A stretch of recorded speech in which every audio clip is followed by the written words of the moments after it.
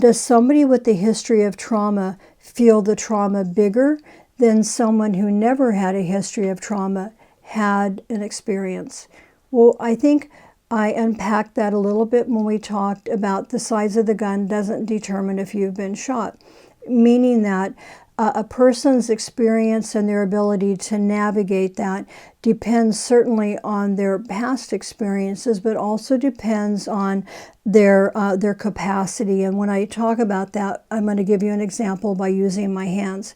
If this is somebody's capacity and this is all that they can manage in a day or at this season in their life, and they have a trauma that's here or here, they have resilience, so they have some capacity to navigate through that.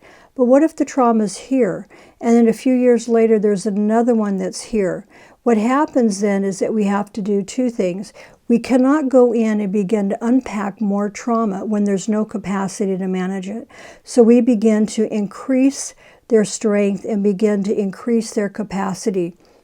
Remember the scripture that said that Samuel anointed David in the presence of his enemies.